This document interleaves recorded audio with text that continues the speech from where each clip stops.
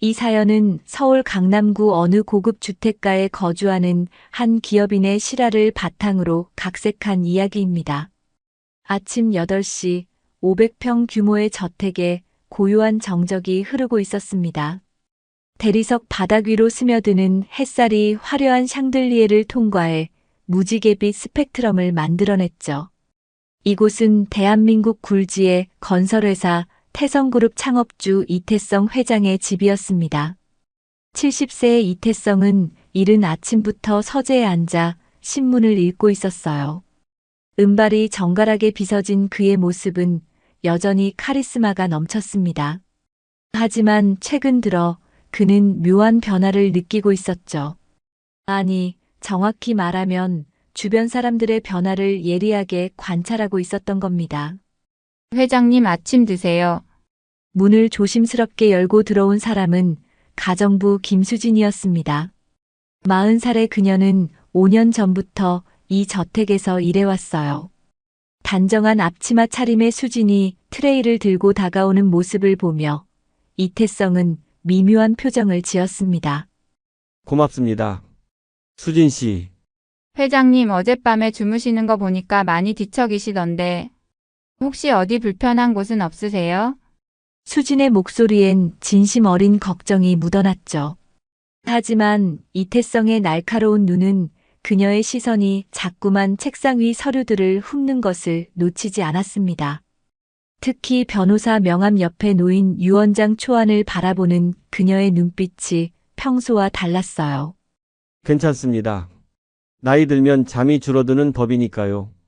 이태성은 일부러 무심한 듯 대답했습니다. 그러면서도 머릿속으로는 지난 몇 주 동안의 일들을 되짚어보고 있었죠. 수진의 과도한 친절, 재산 관련 질문들, 그리고 무엇보다 그녀가 자신의 건강 상태에 보이는 이상한 관심. 그런데 회장님 요즘 깜빡하시는 일이 많아지신 것 같던데 혹시 병원에 한번 가보시는 게 어떨까요? 수진의 제안을 들으며 이태성은 속으로 쓴웃음을 지었습니다. 과연 그녀는 자신이 치매에 걸리길 바라고 있는 건 아닐까요? 아, 그러고 보니 어제 약 드시는 거 깜빡하셨죠? 제가 챙겨드릴게요. 수진이 약통을 꺼내며 말했어요. 이태성은 그녀의 손동작을 유심히 지켜봤습니다. 평소보다 약간 떨리는 것 같았죠. 이 약 말고 다른 약은 없나요? 요즘 효과가 별로인 것 같아서. 야, 그럼 제가 약국에 가서 물어볼게요. 더 좋은 약이 있는지. 수진의 반응이 너무 적극적이었어요. 이태성은 확신했습니다. 뭔가 수상하다고 말이죠. 수진 씨, 혹시 제가 만약에 말입니다만 치매 같은 게 온다면 어떻게 하실 건가요? 갑작스러운 질문에 수진의 얼굴이 잠시 굳어졌습니다. 하지만 곧 걱정스러운 표정으로 바뀌었죠. 그런 말씀 마세요. 회장님은 아직 정정하시잖아요. 하지만 혹시 그런 일이 있어도 제가 끝까지 모실 거예요. 끝까지 모신다. 이태성은 그 말 속에 숨겨진 의미를 읽어냈습니다. 과연 그녀의 진짜 속마음은 무엇일까요? 고마워요. 수진 씨가 있어서 든든합니다. 이태성은 따뜻하게 미소 지었어요. 하지만 그의 마음속엔 한 가지 계획이 자리 잡고 있었습니다. 만약 수진이 정말로 자신의 재산을 노리고 있다면 그녀의 본성을 확실히 확인해 볼 필요가 있었죠.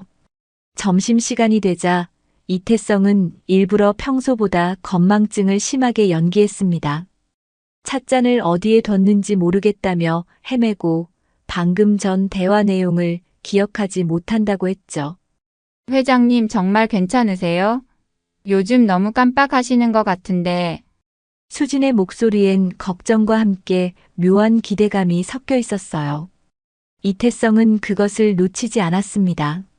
아, 나도 늙었나 봅니다. 요즘 기억이 자꾸 가물가물해져서. 그럼 정말 병원에 가보시는 게 좋을 것 같아요. 제가 예약해 드릴까요? 수진의 제안이 너무 빨랐습니다. 마치 이미 계획해둔 것처럼 말이죠. 이태성은 점점 확신이 서기 시작했어요.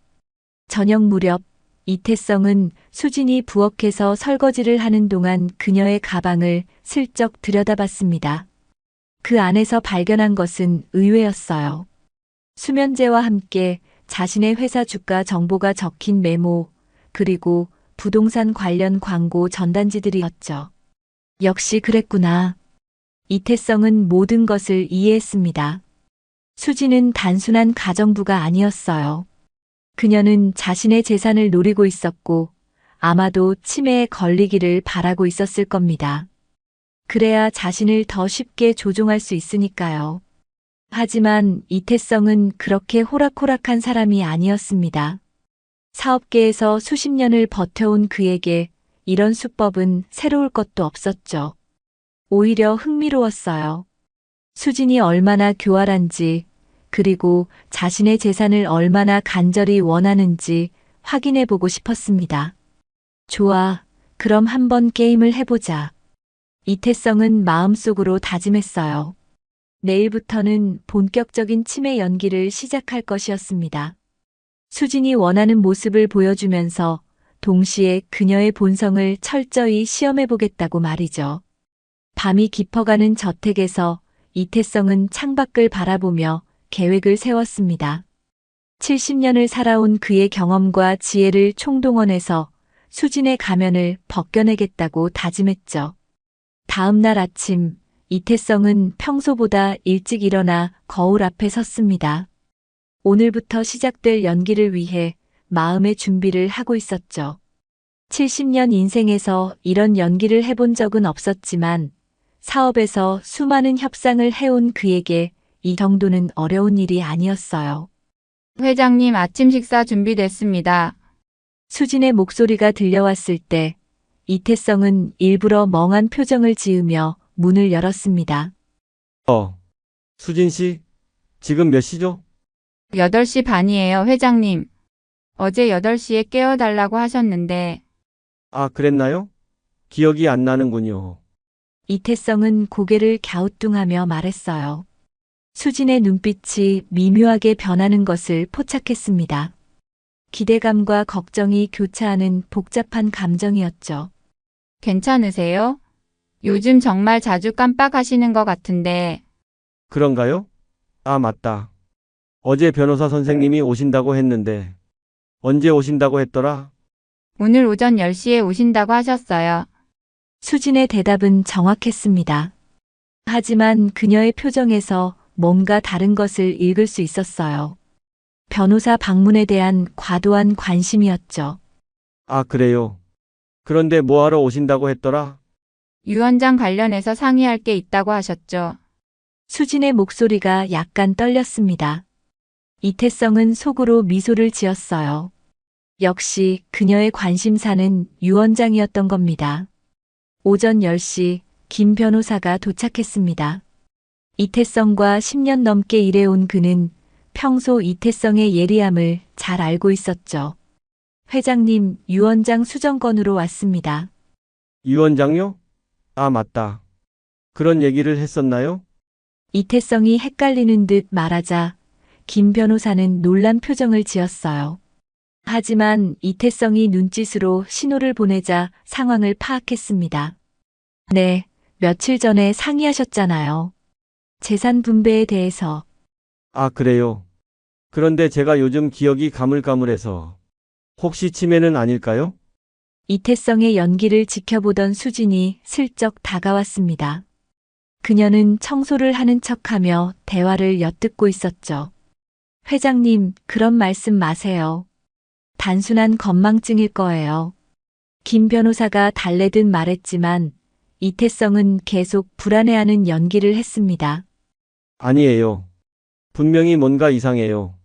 어제도 약 먹는 걸 깜빡했고 그저께는 열쇠를 어디에 뒀는지 몰라서. 그럼 병원에 가보시는 게 좋겠습니다. 정확한 진단을 받아보세요. 그래야겠어요. 만약 정말 치매라면 유언장도 서둘러 정리해야 하지 않을까요? 이태성의 말에 수진의 손이 잠시 멈췄습니다. 그녀가 빗자루를 꽉 움켜쥐고 있는 것을 이태성은 놓치지 않았어요. 회장님, 너무 성급하게 생각하지 마세요. 아직 확실하지도 않은 일인데. 김 변호사가 말했지만 이태성은 고개를 저었습니다. 아니에요. 만약을 대비해야죠. 혹시 제가 정신을 못 차리게 되면 누가 저를 돌봐줄까요? 가족분들이 계시잖아요. 조카분도 있고. 민재는 바쁜 사람이에요. 사업도 해야 하고. 차라리 수진 씨가 더 가까이 있잖아요. 수진의 얼굴이 붉어졌습니다. 이태성의 말에서 희망적인 신호를 읽었던 거죠. 회장님, 저는 그런 큰 일을. 아니에요. 수진 씨가 5년 동안 저를 잘 돌봐주셨잖아요. 만약 제가 정말 치매에 걸린다면 수진 씨에게 부탁드리고 싶어요. 이태성의 말에 수진의 눈이 반짝였습니다. 하지만 곧 겸손한 표정으로 바뀌었죠. 제가 그런 큰 책임을 질 수 있을지. 걱정하지 마세요. 당연히 그에 합당한 보답도 해드릴 거예요. 변호사가 떠난 후 이태성은 일부러 물건을 찾지 못하는 연기를 했습니다. 독서용 안경을 찾는다며 이곳저곳을 뒤지는 척했죠. 회장님, 안경 찾으세요? 머리 위에 올려놓으셨어요. 여기 있었네요. 미안해요, 수진 씨. 괜찮아요. 요즘 자주 그러시니까 제가 더 신경 쓸게요. 수진의 친절이 과해지고 있었습니다. 이태성은 그녀의 변화를 주의 깊게 관찰했어요. 점심 후 이태성은 서재에서 혼자 있는 척하며 수진의 행동을 지켜봤습니다. 그녀는 청소를 하다가 슬쩍 책상 위 서류들을 훑어보고 있었죠. 특히 유 원장 관련 자료에 유독 관심을 보였어요. 수진 씨, 혹시 제가 서류를 어디에 뒀는지 보셨나요? 어떤 서류요? 변호사 선생님이 주고 간 서류 말이에요. 분명히 책상 위에 뒀는데. 이태성이 헤매는 척하자 수진이 서둘러 다른 곳으로 옮겨놓은 서류를 가져왔습니다. 여기 있어요. 제가 정리하다가 옮겨놓았어요. 아, 그래요. 고마워요. 그런데 이 서류가 뭐 하는 건지 기억이 안 나네요. 이태성이 서류를 들여다보며 말했어요. 수진이 조심스럽게 다가왔습니다. 유 원장 관련 서류 같은데요. 아까 변호사 선생님이 말씀하셨잖아요. 아, 맞다. 유 원장. 그런데 저는 유 원장에 뭘 쓸까요? 수진의 눈빛이 달라졌습니다. 이것이야말로 그녀가 가장 궁금해하는 부분이었죠. 그건 회장님이 결정하실 일이에요. 하지만 제가 치매에 걸리면 제대로 판단할 수 없잖아요. 미리 생각해 봐야 하는데. 그럼 가족분들에게 물려주시는 게 좋지 않을까요?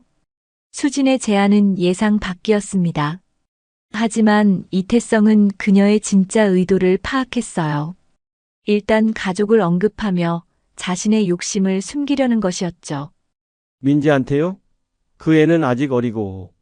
게다가 제가 치매에 걸리면 누가 저를 돌봐줄까요? 제가 있잖아요. 수진의 대답이 너무 빨랐습니다. 이태성은 속으로 웃었어요. 수진 씨가 저를 돌봐주신다면 당연히 그에 대한 보답을 해야죠. 어떤 보답을 원하세요? 그런 건 생각해 본 적 없어요. 그냥 회장님이 건강하셨으면 좋겠어요. 겉으로는 그렇게 말했지만 수진의 눈빛은 전혀 다른 이야기를 하고 있었습니다. 이태성은 이제 확신했어요. 수진은 분명히 자신의 재산을 노리고 있었고 치매 연기는 그녀의 본성을 끌어내는데 효과적이었죠. 저녁 무렵 이태성은 약을 먹으려다가 일부러 헷갈리는 척했습니다. 이 약이 뭐 하는 약이었죠? 혈압약이에요. 매일 드셔야 하는 약이에요. 그래요? 그런데 색깔이 다른 것 같은데. 아, 그건 제가 새로 사온 거예요. 같은 약인데 제약회사가 달라서 색깔이 다른 거예요. 수진의 설명을 들으며 이태성은 의심스러운 눈빛을 보냈습니다. 하지만 곧 고개를 끄덕였죠. 아, 그래요. 역시 제가 기억력이 많이 떨어졌나 봅니다. 이태성의 연기는 점점 완벽해지고 있었고 수진은 그의 의도를 전혀 눈치채지 못했습니다. 오히려 자신의 계획이 순조롭게 진행되고 있다고 생각하고 있었죠.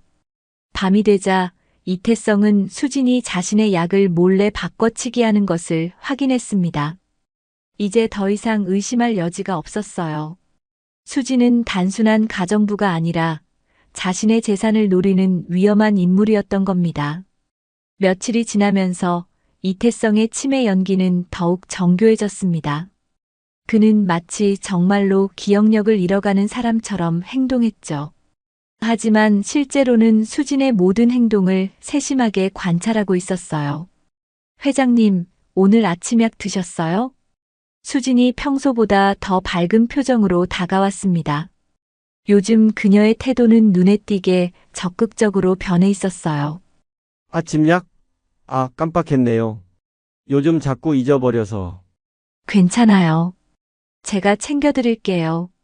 수진이 가져온 약을 보며 이태성은 속으로 냉소를 지었습니다. 분명히 원래 약과는 다른 것이었거든요. 며칠 전부터 수진은 조금씩 약을 바꿔치기 하고 있었어요. 수진 씨, 이 약을 먹으면 머리가 더 맑아질까요? 당연하죠. 혈압도 안정시켜주고 뇌혈관에도 좋은 약이에요.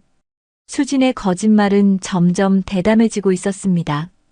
이태성은 약을 받아들고는 마시는 척하다가 슬쩍 화분에 버렸어요. 그런데 수진 씨, 혹시 제가 정말 치매에 걸린다면 어떻게 될까요? 그런 일은 없을 거예요. 하지만 만약 그런 일이 생긴다면 제가 끝까지 모실 거예요. 수진의 목소리에는 확신이 차 있었습니다. 마치 이미 모든 것을 계획해둔 것처럼 말이죠. 고마워요. 그런데 민재가 반대하면 어떡하죠? 조카니까 법적으로 보호자가 될 수도 있잖아요. 걱정하지 마세요. 회장님이 저를 원한다면 아무도 반대할 수 없어요. 수진의 대답에서 이태성은 묘한 자신감을 느꼈습니다. 그녀는 분명히 뭔가를 준비하고 있었어요. 오후에 이태성은 일부러 유언장 얘기를 꺼냈습니다. 수진 씨, 제가 유언장을 다시 써야 할 것 같아요. 왜요? 이미 작성해 두신 거 아니에요? 그건 예전 거고. 상황이 바뀌었잖아요. 제가 치매에 걸릴 수도 있고, 누군가는 저를 돌봐줘야 하니까요. 수진의 눈이 반짝였습니다. 드디어 기다렸던 순간이 온 것이었죠. 그럼 어떻게 바꾸실 생각이에요?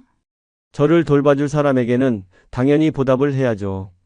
그런데 얼마나 해줘야 할까요? 그건 회장님이 정하실 일이에요. 수진은 겸손한 척했지만 그녀의 손은 미묘하게 떨리고 있었어요. 긴장과 기대감이 뒤섞인 반응이었죠. 아무래도 재산의 상당 부분을 줘야 할 것 같은데. 반 정도면 충분할까요? 반이요? 수진의 목소리가 살짝 높아졌습니다. 예상보다 큰 금액에 놀란 것이었죠. 네, 저를 평생 돌봐준다면 그 정도는 당연하죠. 어차피 민재는 자기 사업도 있고. 회장님, 그런 큰 결정을 성급하게 내리시면 안 돼요. 수진은 말로는 만류했지만 그녀의 표정은 전혀 다른 감정을 드러내고 있었어요. 기쁨을 감추려고 애쓰는 모습이 역력했습니다. 저녁 때가 되자 이태성은 더욱 과감한 연기를 시작했습니다. 수진 씨, 제가 오늘 변호사한테 전화했어요. 네? 무슨 일로요? 유언장 수정하려고요. 내일 오신대요. 수진의 얼굴이 순간 굳어졌다가 이내 밝아졌습니다. 정말 그렇게 하실 거예요? 네, 이제 확실히 정해야 할 것 같아요. 수진 씨가 저를 돌봐주신다면 재산도 나눠드려야죠. 회장님, 정말 감사해요. 수진의 목소리가 떨렸습니다. 하지만 그 떨림은 감동이 아니라 흥분에서 나온 것이었어요. 그런데 한 가지 조건이 있어요. 조건이요? 네, 제가 완전히 정신을 잃기 전까지는 수진 씨가 모든 것을 대신 결정해 주셔야 해요. 은행 업무부터 각종 계약까지. 이태성의 제안에 수진의 눈빛이 더욱 빛났습니다. 이것은 그녀가 바라던 바로 그것이었죠. 그런 큰 일을 제가 할 수 있을까요? 당연히 할 수 있어요. 수진 씨는 똑똑하고 믿을 만한 분이니까요. 이태성의 칭찬에 수진은 얼굴이 상기되었습니다. 하지만 그녀는 아직 조심스러운 태도를 유지하고 있었어요. 하지만 조카분이 반대하시면 어떡해요? 민재는 상관없어요. 제가 직접 결정하는 일이니까요. 게다가 수진 씨가 저를 돌봐주시는 거잖아요. 그럼 정말 그렇게 해주실 거예요? 수진의 목소리에서 간절함이 묻어났습니다. 이제 그녀의 가면이 조금씩 벗겨지기 시작했어요. 밤이 되자 이태성은 수진이 자신의 방에서 전화하는 소리를 들었습니다. 문틈으로 살짝 엿들어 보니 상당히 흥미로운 대화가 오가고 있었어요. 네, 맞아요. 드디어 유언장을 바꾸기로 했어요. 내 재산의 반을 준다고 했어요. 이제 거의 다 된 것 같아요. 수진은 누군가와 자신의 성공을 공유하고 있었습니다. 이태성은 더욱 확신했어요. 수진의 배후에는 다른 누군가가 있었던 거죠. 조금만 더 기다리면 돼요.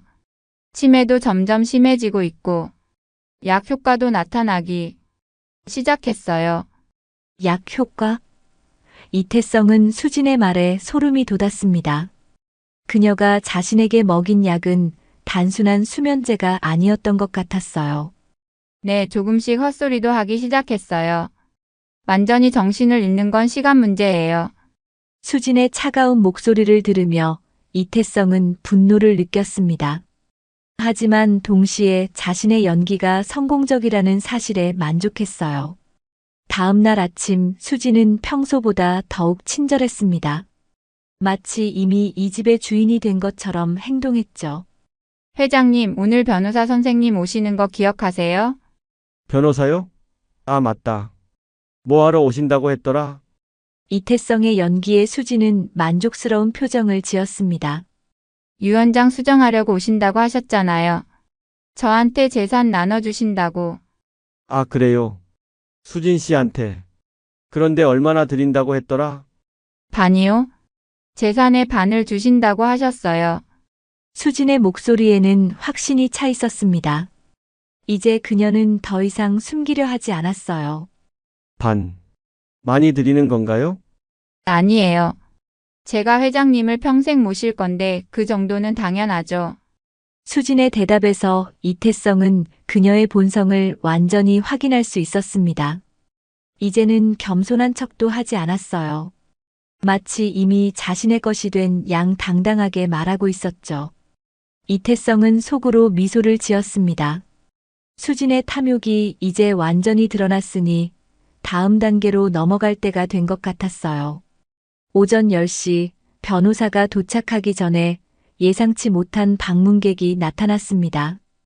이태성의 조카 민재였어요.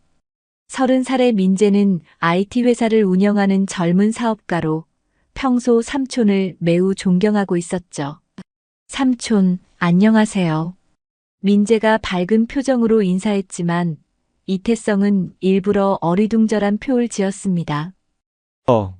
누구시죠? 삼촌, 저예요. 민재요. 민재? 아, 맞다. 우리 민재구나. 언제 왔니? 이태성의 연기를 본 민재의 얼굴이 굳어졌습니다. 평소 예리하고 총명했던 삼촌의 모습과는 너무 달랐거든요. 삼촌, 괜찮으세요? 뭔가 이상한데. 이상하다니, 뭐가 이상해? 나는 멀쩡한데. 이태성이 약간 화를 내는 척하자 수진이 재빨리 나섰습니다. 민재 씨 회장님께서 요즘 컨디션이 좀 안 좋으세요. 기억력이 많이 떨어지셔서. 기억력이요? 언제부터요? 민재가 놀란 표정으로 물었어요. 불과 한 달 전만 해도 삼촌은 완전히 정상이었거든요. 한두 달 전부터 조금씩. 요즘은 더 심해지셨어요. 수진의 설명을 들으며 민재는 의심스러운 눈빛을 보냈습니다. 뭔가 석연치 않다는 느낌이 들었어요. 삼촌, 병원에는 가보셨어요? 병원? 뭐하러? 검사를 받아보시라고요. 갑자기 이렇게 되실 리가 없잖아요. 민재의 제안에 수진이 끼어들었습니다. 이미 병원 예약해뒀어요. 다음 주에 가실 예정이에요. 다행이네요. 그런데 지금까지 누가 돌보고 계신 거예요? 제가 돌보고 있어요. 5년 동안 모셔왔으니까 가장 잘 알죠. 수진의 대답에 민재는 고개를 끄덕였지만 여전히 의심스러운 표정이었어요. 삼촌, 혹시 요즘 드시는 약이 바뀌었나요? 날카로운 질문이었습니다.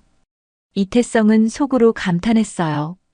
역시 민재는 똑똑한 아이였죠. 약? 무슨 약? 혈압약이나 다른 약들 말이에요. 잘 모르겠는데. 수진 씨가 챙겨주거든. 이태성이 수진을 바라보자 그녀는 약간 당황스러운 표정을 지었습니다. 네, 똑같은 약인데 제약회사만 바뀌었어요. 병원에서 처방받은 거예요. 처방전 좀 볼 수 있을까요? 민재의 요청에 수진의 얼굴이 굳어졌습니다. 지금은 약국에 맡겨둔 상태라서. 그럼 나중에 보여주세요. 삼촌 상태가 걱정되니까요. 민재의 집요한 추궁에 수진은 점점 불편해했어요. 하지만 이태성이 끼어들었습니다. 민재야, 왜 그렇게 따지니? 수진 씨가 잘 돌봐주시는데. 삼촌이 걱정되어서 그래요. 너무 갑작스럽게 변하셔서. 나이 들면 다 그런 거야. 너도 언젠가는 알게 될 거다. 이태성의 말에 민재는 더 이상 따지지 않았지만 여전히 석연치 않다는 표정이었어요. 점심시간이 되자 민재는 삼촌과 단둘이 이야기하고 싶다고 했습니다. 수진 씨, 잠깐 자리를 비워주실 수 있을까요? 네? 왜요? 삼촌과 개인적으로 얘기할 게 있어서요. 수지는 내키지 않아 했지만 어쩔 수 없이 자리를 떴어요. 하지만 그녀는 문 근처에서 대화를 엿듣고 있었죠. 삼촌, 정말 괜찮으세요? 민재의 진심 어린 걱정을 보며 이태성은 마음이 찡했습니다.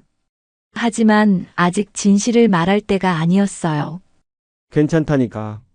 다만 요즘 깜빡깜빡하는 게 문제지. 그런데 수진 씨가 좀 이상해요. 너무 오지랖이 넓달까? 민재의 지적이 정확했습니다. 이태성은 조카의 예리함에 다시 한번 감탄했어요. 수진 씨는 좋은 사람이야. 나를 잘 돌봐주거든. 하지만 삼촌 재산에 대해 너무 관심이 많은 것 같은데요. 재산? 무슨 얘기니?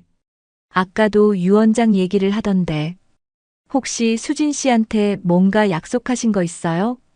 민재의 질문에 이태성은 잠시 망설이는 척했습니다. 그게 나를 돌봐주니까 보답을 해줘야 하지 않겠니? 어떤 보답이요? 재산을 좀 나눠주려고. 얼마나요? 반 정도. 민재의 얼굴이 창백해졌습니다.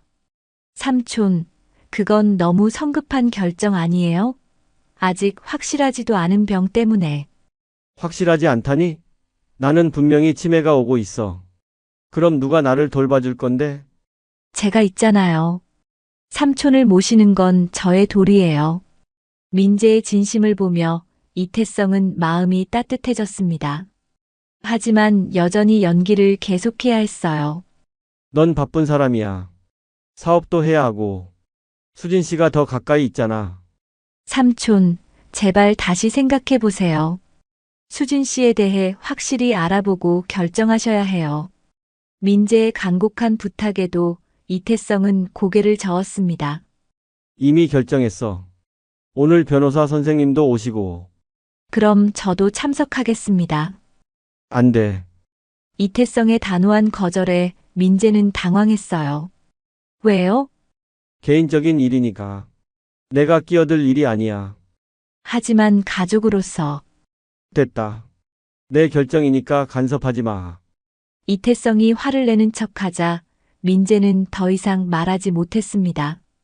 하지만 그의 표정에서 깊은 걱정이 읽혔어요. 수진이 다시 들어왔을 때 방 안의 분위기는 차가웠습니다.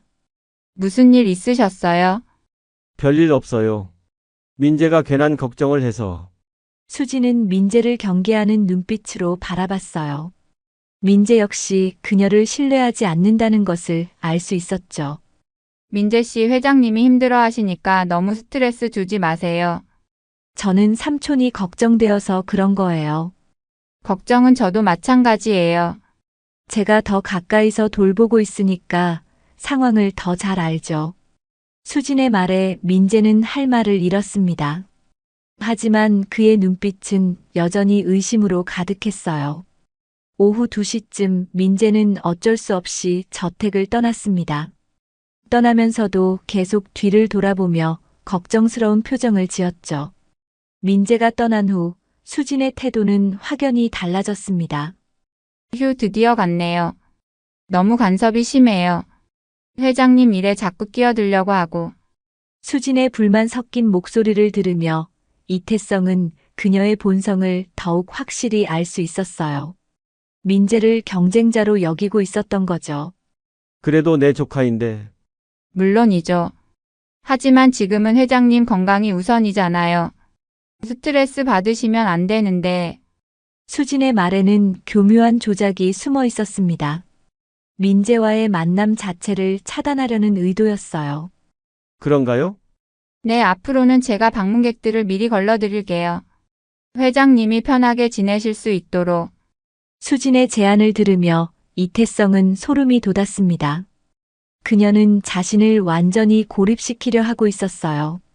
외부와의 연결고리를 모두 차단한 다음 자신만의 영향력 아래 두려는 것이었죠.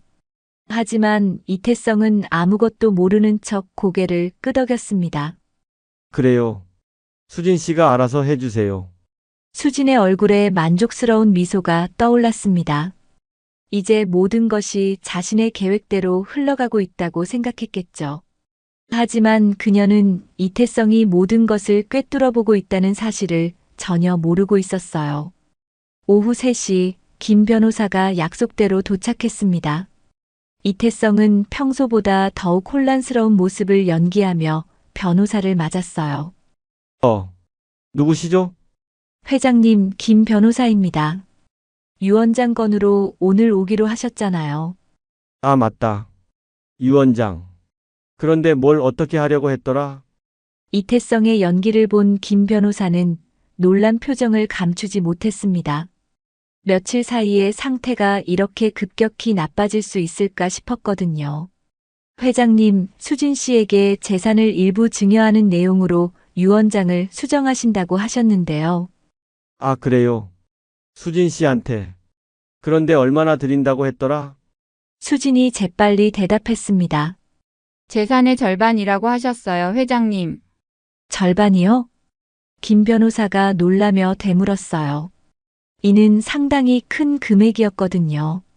네, 제가 회장님을 평생 돌볼 테니까 그 정도는 받아야 한다고 하셨어요.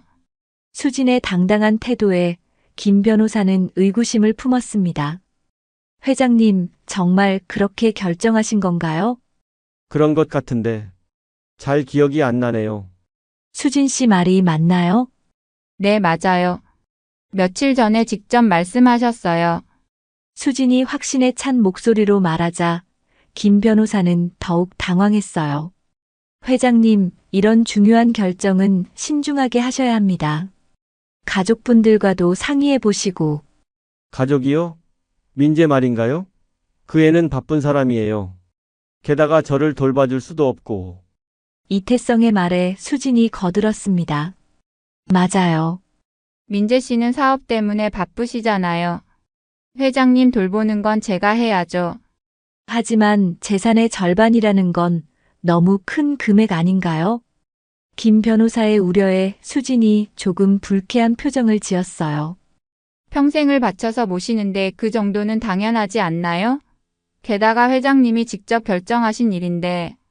물론 그렇지만 변호사님, 제가 결정한 일입니다. 더 이상 토론할 필요 없어요. 이태성이 단호하게 말하자 김 변호사는 어쩔 수 없이 고개를 끄덕였어요. 알겠습니다. 그럼 유 원장 초안을 작성해 보겠습니다. 김 변호사가 서류를 꺼내자 수진의 눈이 반짝였습니다. 드디어 꿈에 그리던 순간이 온 것이었죠. 그런데 한 가지 조건이 있어요. 이태성이 갑자기 말하자 수진이 긴장했어요. 무슨 조건이요? 제가 완전히 정신을 잃기 전까지는 수진 씨가 제 재산 관리를 대신해줘야 해요. 은행 업무부터 각종 계약까지 모든 권한을 위임할 거예요. 이 말을 듣는 순간 수진의 얼굴이 환해졌습니다. 이것은 그녀가 바라던 것 이상이었어요. 정말 그렇게 해주실 거예요? 네, 어차피 제가 제대로 판단할 수 없는 상황이 올 텐데 미리 준비해 두는 게 좋겠어요. 김 변호사는 이 대화를 들으며 점점 불안해졌습니다. 회장님, 그런 포괄적인 권한 위임은 위험할 수 있습니다. 단계적으로 진행하시는 게 아니에요. 한 번에 정리하고 싶어요. 나중에 제가 정신 없어지면 더 복잡해질 테니까요. 이태성의 고집에 김 변호사는 더 이상 반대할 수 없었어요. 그럼 위임장도 함께 작성하겠습니다. 서류 작성이 시작되자 수지는 옆에서 조바심을 내며 지켜봤어요. 마치 하루라도 빨리 권한을 넘겨받고 싶어 하는 것 같았죠. 수진 씨, 혹시 재산 관리해 본 경험 있으세요? 김 변호사의 질문에 수진이 당황했어요. 직접 해본 적은 없지만 회장님 옆에서 지켜보면서 배웠어요. 은행 업무나 투자 관련 일들은 상당히 복잡한데 걱정하지 마세요. 수진 씨는 똑똑한 분이에요. 이태성이 수진을 두둔하자 그녀는 고마운 표정을 지었어요. 1시간 후 초안이 완성되었습니다. 이태성은 서류를 훑어보며 고개를 끄덕였어요. 좋네요. 이대로 진행하죠. 회장님, 서명하시기 전에 한 번 더 생각해 보세요. 이런 중요한 결정은 됐어요. 이미 충분히 생각했습니다. 이태성이 펜을 들자 수진의 심장이 빠르게 뛰기 시작했어요. 드디어 꿈이 현실이 되는 순간이었죠. 하지만 이태성은 갑자기 손을 멈췄습니다. 잠깐, 이게 뭐라고 써 있는 거죠? 유언장이에요, 회장님. 방금 전에 작성한 유언장? 나는 아직 죽지 않았는데 왜 유언장을 써요? 이태성의 갑작스러운 혼란에 수진이 당황했어요.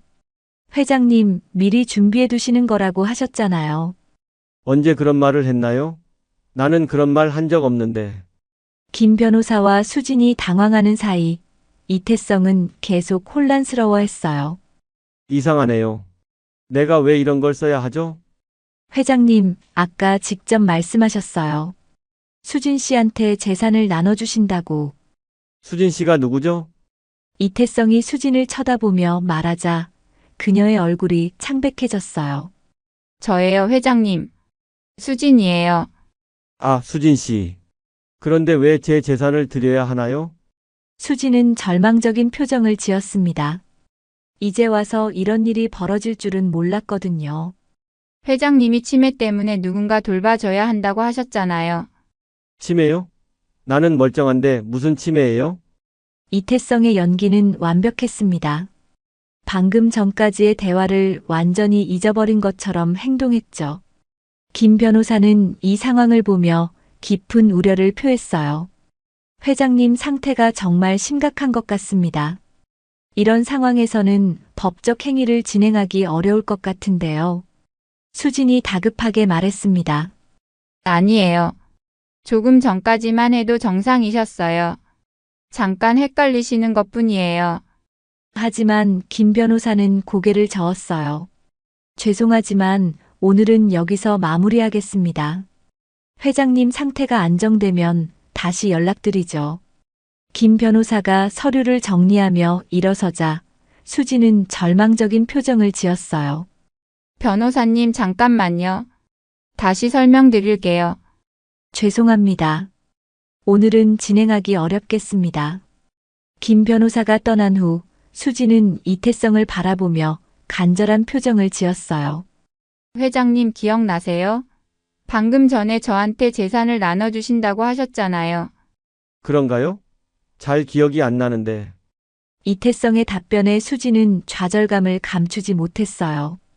하지만 그녀는 포기하지 않았습니다. 내일 다시 변호사님께 연락드릴게요. 회장님이 좀 더 안정되시면 그래요. 수진 씨가 알아서 하세요.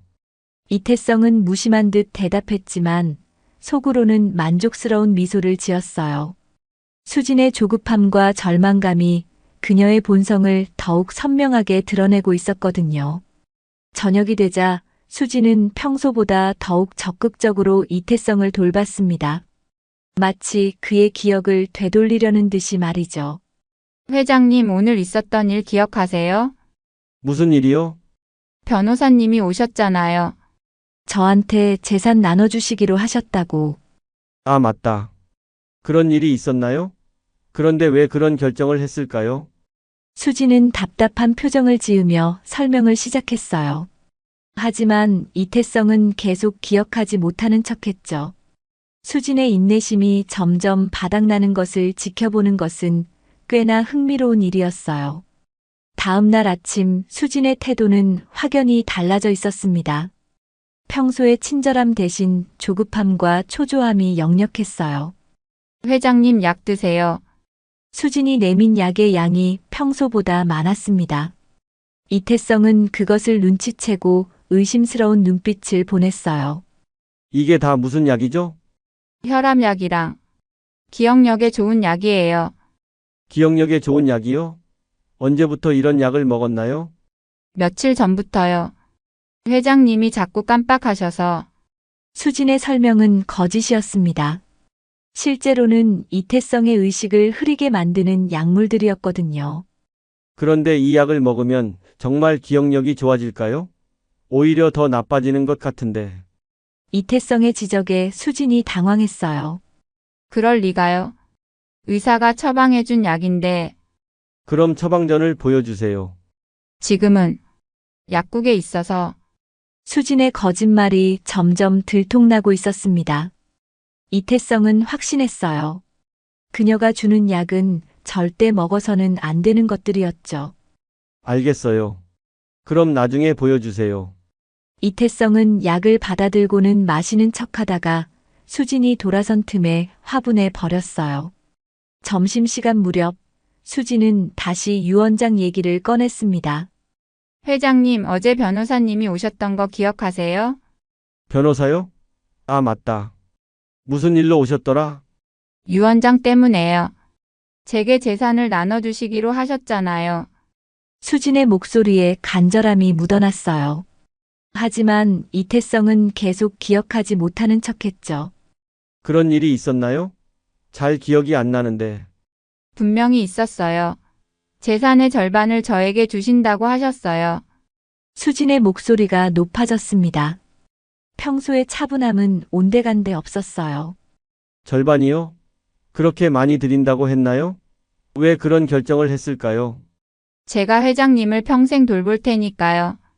치매 때문에 누군가 필요하시잖아요. 치매요? 나는 멀쩡한데 무슨 치매예요? 이태성의 반응에 수진은 점점 짜증이 났어요. 하지만 감정을 억누르며 설명을 계속했죠. 회장님께서 요즘 기억력이 많이 떨어지셔서 치매 초기라고 하셨잖아요. 그런가요? 하지만 지금은 멀쩡한 것 같은데. 지금은 괜찮으셔도 점점 심해질 거예요. 그래서 미리 준비하시는 거잖아요. 수진의 설득은 점점 강해지고 있었습니다. 이제는 거의 강요에 가까웠어요. 오후에 수진은 더욱 과감한 행동을 시작했습니다. 회장님, 제가 변호사님께 다시 연락드릴게요. 오늘 안에 유 원장을 마무리하는 게 좋을 것 같아요. 왜 그렇게 급하게 해야 하나요? 회장님 상태가 점점 나빠지시니까요. 지금 안 하면 나중에 더 어려워질 수도 있어요. 수진의 논리는 교묘했습니다. 이태성의 치매를 기정사실화하면서 자신의 계획을 밀어붙이고 있었어요. 그런가요? 그럼 수진 씨가 알아서 하세요. 정말요? 그럼 오늘 오후에 변호사님이 오시면 꼭 서명해 주세요. 알겠어요. 이태성의 승낙을 받은 수진은 기뻐하며 변호사에게 전화를 걸었어요. 네, 김 변호사님. 오늘 오후에 다시 와주실 수 있나요? 회장님이 서명하시겠다고 하세요. 하지만 김 변호사는 망설였습니다. 어제 회장님 상태를 봤는데 좀 더 신중하게 접근하는 게 좋을 것 같습니다. 괜찮아요. 지금은 정상이세요. 어제는 잠깐 컨디션이 안 좋으셨던 거예요. 수진의 강요에 김 변호사는 어쩔 수 없이 승낙했어요. 오후 3시 김 변호사가 다시 왔을 때 이태성은 의외로 명료한 모습을 보여줬습니다. 변호사님, 어제는 죄송했어요. 컨디션이 좀 안 좋았나 봅니다. 괜찮습니다. 오늘은 어떠세요? 오늘은 괜찮아요. 수진 씨가 어제 있었던 일을 다시 설명해줘서 기억이 났어요. 이태성의 말에 김 변호사는 안도했지만 여전히 조심스러웠어요. 그럼 다시 유언장 작성을 진행할까요? 네, 하지만 한 가지 조건이 있어요. 무슨 조건인가요? 수진 씨가 정말로 저를 끝까지 돌봐줄 수 있는지 확인하고 싶어요. 이태성의 말에 수진이 긴장했어요. 무슨 뜻이에요? 만약 제가 정말 치매에 걸리면 아주 힘들어질 텐데. 수진 씨가 그런 상황도 감당할 수 있을까요? 당연히 할 수 있어요. 뭐든지 하겠어요. 수진의 대답이 너무 빨랐습니다. 이태성은 속으로 미소를 지었어요. 그럼 지금부터 제가 치매 환자인 척 연기를 해볼게요. 수진 씨가 어떻게 대처하는지 보고 싶어요. 연기요? 네, 실제 상황을 미리 체험해 보는 거죠. 이태성은 갑자기 행동을 바꿨습니다. 멍한 표정을 짓고 주변을 두리번거리기 시작했어요. 여기가 어디죠? 나는 누구고요? 수진은 당황하며 대답했어요. 집이에요, 회장님. 저는 수진이에요. 수진이 누구예요? 나는 왜 여기 있는 거죠? 이태성의 연기에 김 변호사도 놀랐어요. 너무 실감나게 연기하고 있었거든요. 회장님 연기라고 하셨잖아요. 무슨 연기요? 나는 정말 모르겠어요. 무서워요. 이태성이 불안해하는 척하자 수진이 다가와서 달랬어요. 괜찮아요. 제가 돌봐드릴게요. 당신이 누군데 나를 돌봐준다는 거예요? 저는 회장님을 사랑하는 사람이에요. 수진의 갑작스러운 고백에 방안이 조용해졌습니다. 김 변호사는 어리둥절한 표정을 지었고 이태성은 속으로 경악했어요. 사랑한다고요? 네, 그래서 평생 모시겠다는 거예요. 결혼도 할 수 있어요. 수진의 말에 이태성은 진짜로 당황했습니다. 그녀의 욕심이 이 정도일 줄은 몰랐거든요. 결혼이요? 네, 그럼 법적으로도 더 확실해지잖아요. 재산도 자연스럽게 제 것이 되고. 수진이 본심을 드러내는 순간이었습니다. 이제 더 이상 숨기지 않았어요. 김 변호사가 충격받은 표정으로 말했습니다. 잠깐, 이건 좀 이상한데요. 갑자기 결혼 얘기는 뭐가 이상해요? 회장님을 사랑하는데 결혼하면 안 되나요? 수진의 목소리가 날카로워졌습니다. 이제 가면이 완전히 벗겨지고 있었어요. 이태성은 연기를 멈추고 정신을 차린 척했습니다. 지금 무슨 일이 있었나요? 회장님 방금 치매 연기를 하고 계셨잖아요. 아, 맞다. 그런데 수진 씨가 결혼 얘기를 했다고요? 김 변호사가 우려스럽게 말했습니다. 네, 갑자기 결혼하자고 하시더라고요. 이태성은 수진을 바라봤어요. 그녀의 얼굴이 붉어져 있었죠. 수진 씨, 정말 그런 말을 했나요? 저는 그냥 더 확실하게 회장님을 모시고 싶어서. 수진의 변명을 들으며 이태성은 확신했습니다.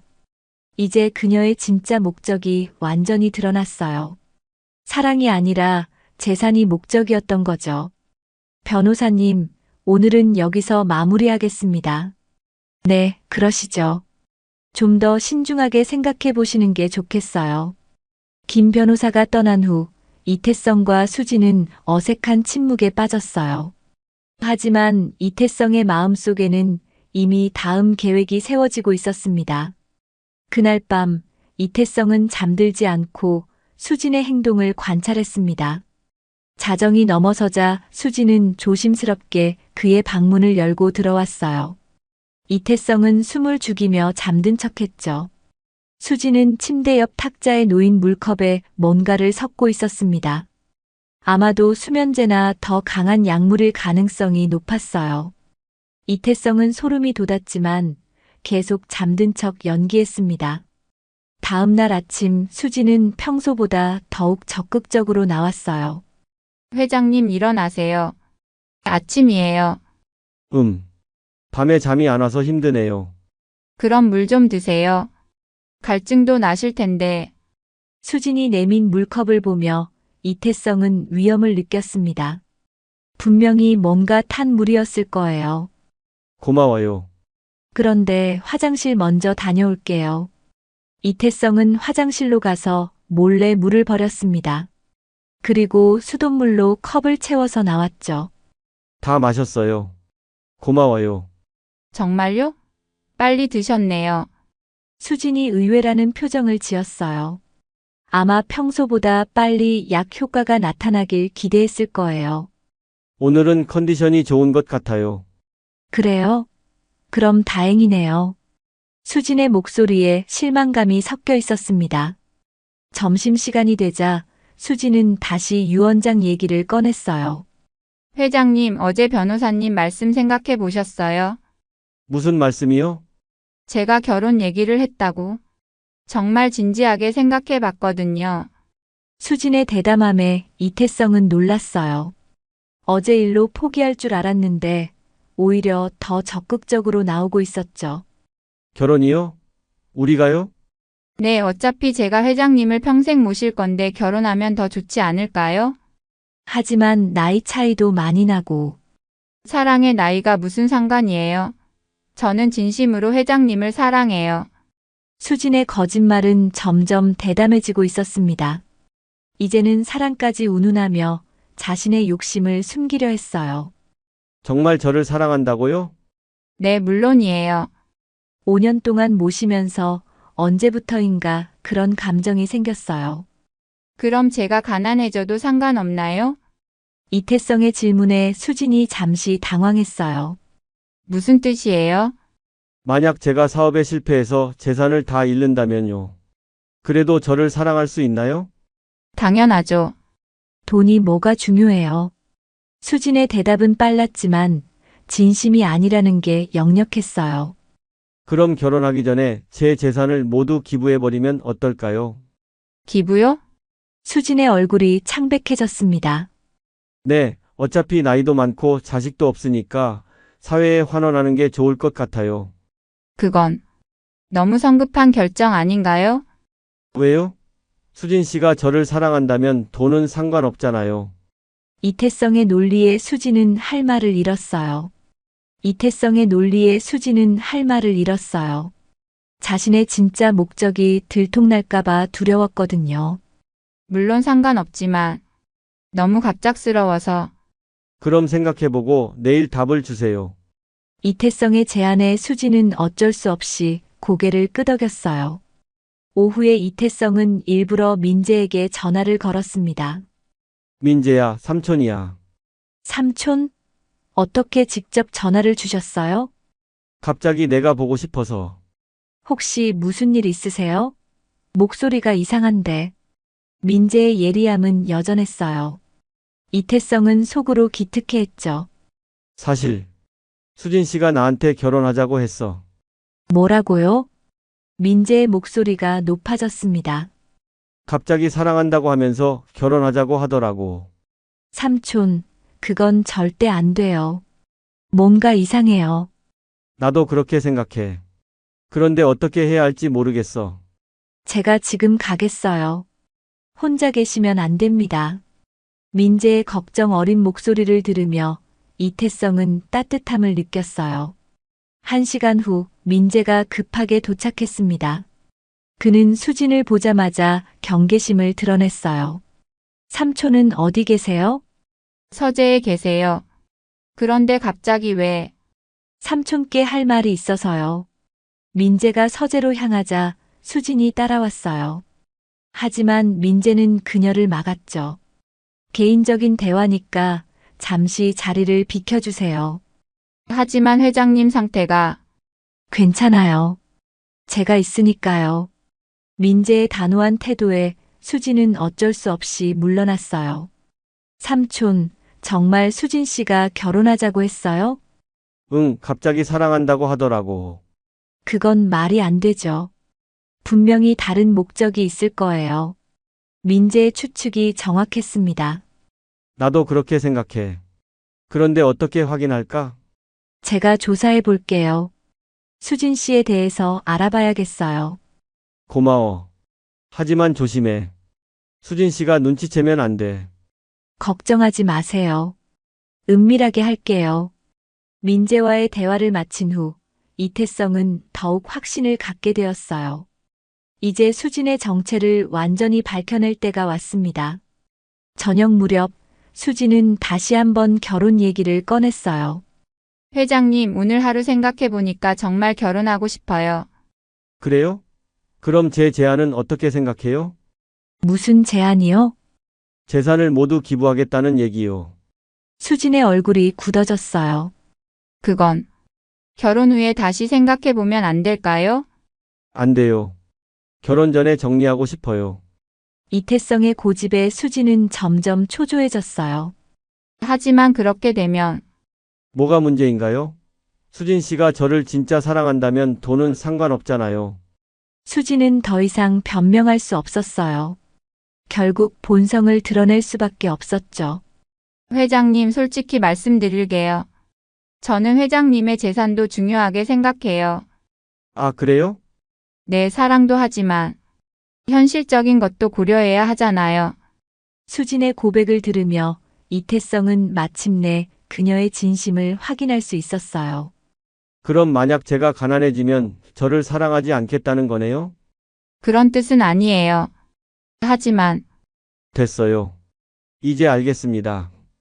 이태성의 차가운 목소리에 수진은 불안해했어요. 회장님, 오해하지 마세요. 저는 정말 수진 씨, 내일까지 짐을 싸세요. 네, 더 이상 이 집에서 일할 필요 없습니다. 이태성의 선언에 수진은 당황했어요. 왜 갑자기 이런 말씀을? 이유는 충분히 아시잖아요. 수진은 절망적인 표정을 지었습니다. 모든 계획이 물거품이 되는 순간이었어요. 하지만 그녀는 아직 포기하지 않았습니다. 회장님, 다시 한번 기회를 주세요. 제가 정말 잘할게요. 하지만 이태성의 결심은 이미 굳어져 있었어요. 수진의 본성을 완전히 확인한 이상 더 이상 기다릴 이유가 없었죠. 다음 날 아침 수진은 평소와 전혀 다른 모습으로 이태성 앞에 나타났습니다. 더 이상 친절한 가정부의 가면을 쓸 필요가 없다고 생각했는지 그녀의 진짜 얼굴이 드러나고 있었어요. 회장님, 정말 저를 내보내실 거예요? 네, 이미 결정한 일입니다. 그럼 지금까지 제가 해드린 일들은 어떻게 되는 거예요? 수진의 목소리에서 위협적인 뉘앙스가 느껴졌습니다. 이태성은 그녀가 마지막 수단을 쓰려 한다는 것을 직감했어요. 당연히 임금은 지불해 드리겠습니다. 임금요? 고작 그것뿐이에요? 그럼 뭘 더 원하시나요? 회장님께서 약속하신 것들이 있잖아요. 유언장도 그렇고. 수진은 아직도 포기하지 않고 있었어요. 이태성은 그녀의 집요함에 감탄하면서도 경계심을 늦추지 않았습니다. 그런 약속은 한 적이 없습니다. 거짓말하지 마세요.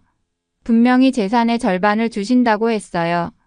수진의 목소리가 높아지면서 본성이 완전히 드러났어요. 이제 더 이상 숨길 것도 없었죠. 증거가 있나요? 증거요? 네, 제가 그런 약속을 했다는 증거 말입니다. 이태성의 질문에 수진은 말문이 막혔어요. 실제로는 아무런 서면 약속도 없었거든요. 회장님이 직접 말씀하셨잖아요. 제가 치매라면서요? 치매 환자의 말을 믿으시는 건가요? 이태성의 논리에 수진은 할 말을 잃었습니다. 자신이 그동안 주장해온 것들이 모순되고 있었어요. 그럼 지금까지는 뭐였어요? 저를 이용만 하신 거예요? 이용이라니? 정당한 임금을 지불하고 일을 맡긴 것뿐입니다. 수진은 점점 다급해졌어요. 5년 동안 공들인 계획이 모두 무너지고 있었거든요. 회장님, 마지막으로 한 번만 더 기회를. 안 됩니다. 이미 결정한 일이에요. 이태성의 단호한 거절에 수진의 얼굴이 일그러졌습니다. 이제 그녀의 가면이 완전히 벗겨진 거죠. 그럼 어쩔 수 없네요. 수진이 갑자기 차분해졌어요. 오히려 그것이 더 불안했습니다. 무슨 뜻이죠? 회장님께서 그렇게 나오신다면 저도 제 방법이 있어요. 수진의 위협적인 말투에 이태성은 긴장했어요. 무슨 방법 말입니까? 회장님이 치매라는 걸 증명할 수 있어요. 지난 몇 달 동안 이상한 행동들을 다 기록해뒀거든요. 기록이요? 네, 약도 제대로 못 드시고 기억력도 떨어지고. 이런 상태에서 중요한 결정을 내리는 게 맞나요? 수진의 협박에 이태성은 오히려 미소를 지었어요. 드디어 그녀가 본색을 완전히 드러낸 거였죠. 흥미롭네요. 계속 말해보세요. 제가 법원의 후견인 선임을 신청할 수도 있어요. 회장님이 제대로 판단할 수 없는 상태라고 주장하면서요. 수진의 계획은 치밀했습니다. 이태성을 치매 환자로 만들어서 법적으로 무력화시키려는 것이었어요. 그렇게 하시겠다는 건가요? 회장님이 제게 합당한 보상을 해주신다면 그럴 필요는 없겠죠. 수진의 협박은 노골적이었어요. 이제 더 이상 숨기지 않았죠. 바로 그때 문이 열리며 민재가 들어왔습니다. 그리고 그의 뒤에는 경찰관 2명이 따라왔어요. 무슨 일입니까? 수진이 당황하며 물었어요. 수진 씨 체포합니다. 체포요? 무슨 죄로요? 약물 투여 혐의와 재산 편취 미수 혐의입니다. 경찰의 발표에 수진의 얼굴이 창백해졌어요. 무슨 소리예요? 저는 아무것도 안 했어요. 이것 보세요. 민재가 작은 녹음기를 꺼냈습니다. 방금 전 대화가 모두 녹음되어 있습니다. 협박과 사기 시도가 명확히 드러나죠. 수지는 절망적인 표정을 지었어요. 모든 것이 들통난 거였죠. 그리고 이것도 있습니다. 이태성이 작은 병을 꺼내 보여줬어요. 수진 씨가 제게 준 약들입니다. 분석 결과 수면제와 신경안정제가 다량 검출되었어요. 저는 회장님 건강을 위해서 건강을 위해서 수면제를 줬다고요? 수지는 더 이상 변명할 수 없었어요. 사실 저는 처음부터 치매가 아니었습니다. 이태성이 침착하게 말했어요. 네, 모든 게 연기였어요.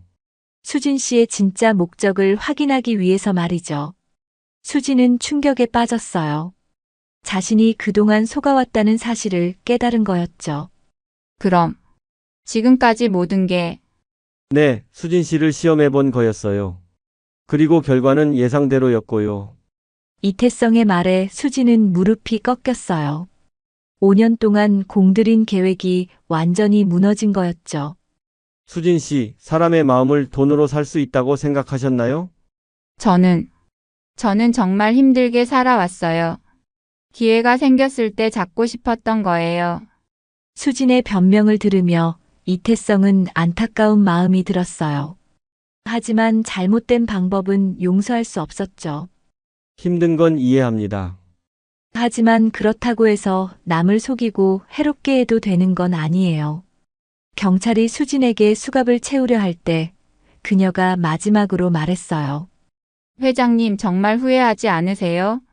저 없이 누가 돌봐드릴 건데요? 걱정하지 마세요. 진짜 가족이 있으니까요. 이태성이 민재를 바라보며 말했어요. 민재는 감동받은 표정으로 삼촌을 바라봤죠. 수진이 끌려나간 후 저택에는 평화가 찾아왔습니다. 삼촌, 정말 처음부터 계획하신 거였어요? 응, 수진 씨의 행동이 이상해서 시험해 본 거야. 대단해요. 완전히 속았네요.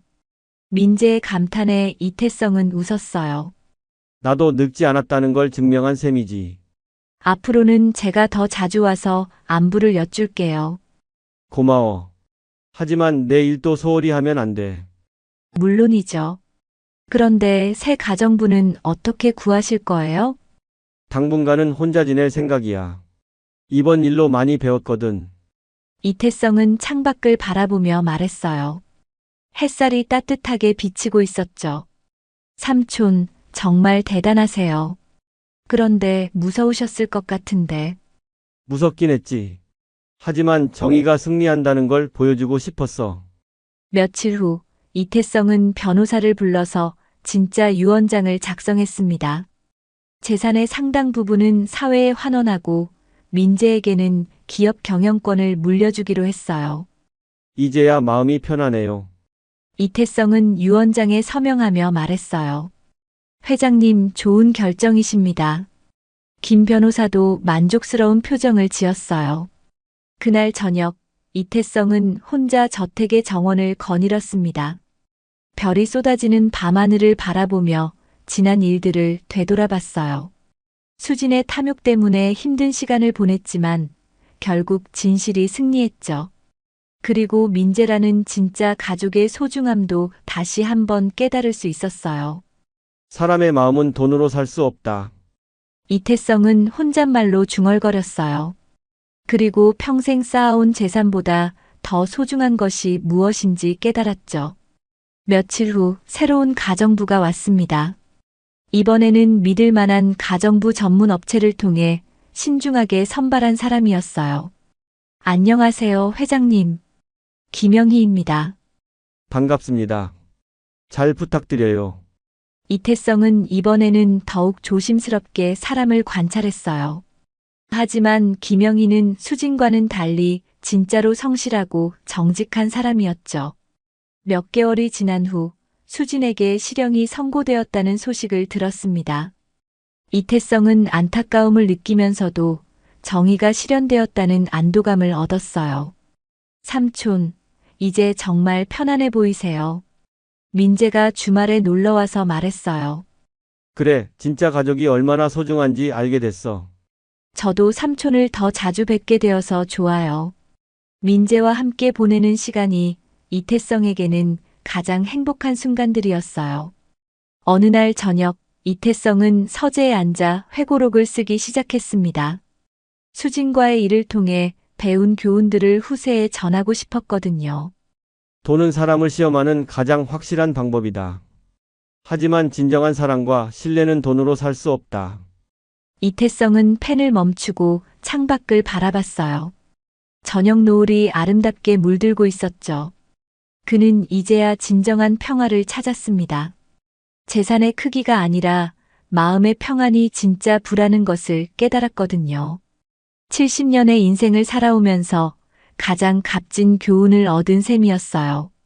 그리고 그 교훈을 통해 더욱 지혜로운 노년을 맞이할 수 있게 되었죠. 저택에는 이제 진정한 평화가 자리 잡았고 이태성은 남은 인생을 의미 있게 살아갈 준비가 되어 있었습니다.